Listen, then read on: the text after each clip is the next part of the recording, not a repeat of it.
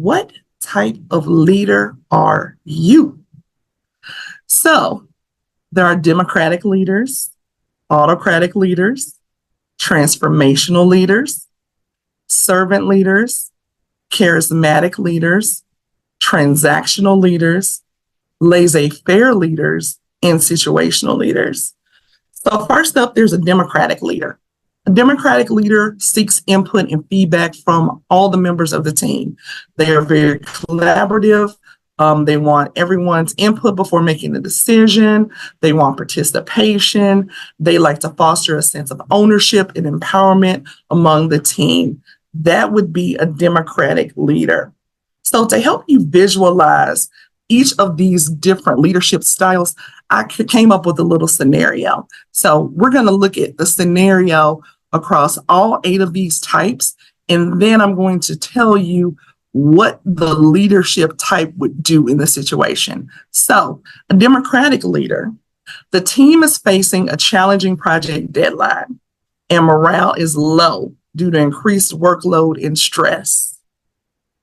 In this scenario, a democratic leader would talk with the team about the project deadline and the problems.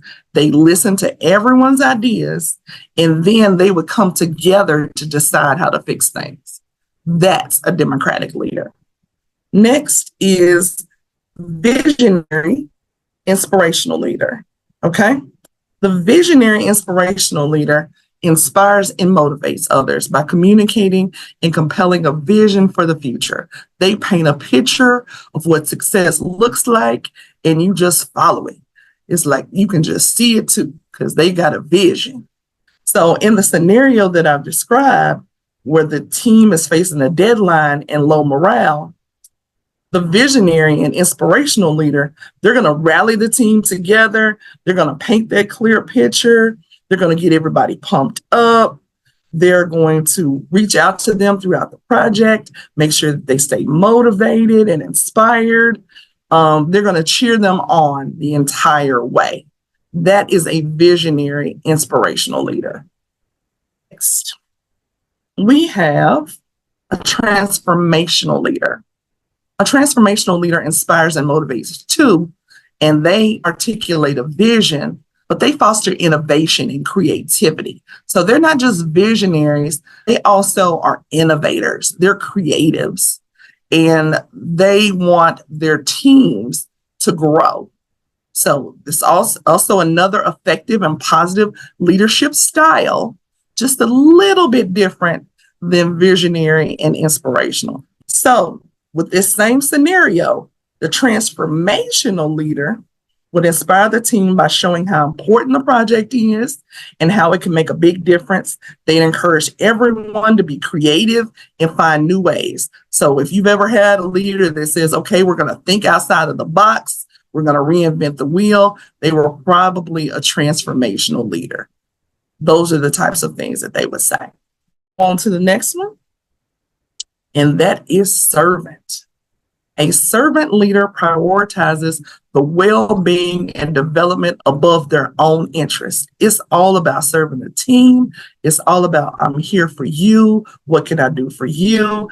Several of the people, before we even started this, said, I am a servant leader. You knew your lane. Okay, they focus on servicing the needs of others, fostering a supportive and empowering environment where individuals can thrive and reach their full potential. In this same scenario, now remember, we got this project deadline coming, the team's got low morale. So the servant leader in this scenario, they're going to say they would focus on making sure the team is doing okay. They listen to any worries and help out where needed, making sure everyone feels supported. That's a servant leader. Next up, we have a charismatic leader. A charismatic leader possesses strong charisma and charm, captivating and inspiring others with personality and vision. They have a magnetic presence, so people are just drawn to them. And they can rally people around a shared cause or goal through their compelling communication and persuasive abilities. That's a charismatic leader. So they also are somewhat bit of a visionary, but it's really their personalities. They're like bigger than life, and people are just in awe of them. That's a charismatic leader. And in this same situation, they would use their energy and excitement to get the team motivated. That's how they would get you hyped up. They'd share their vision for success and make everyone believe that they can do it. Next, we have a transactional leader. A transactional leader operates on a system of rewards and punishments to motivate their team. They set clear expectations, they establish goals, and provide incentives for meeting performance targets, while also administering consequences for failure to meet expectations. So I feel like parents are transactional leaders.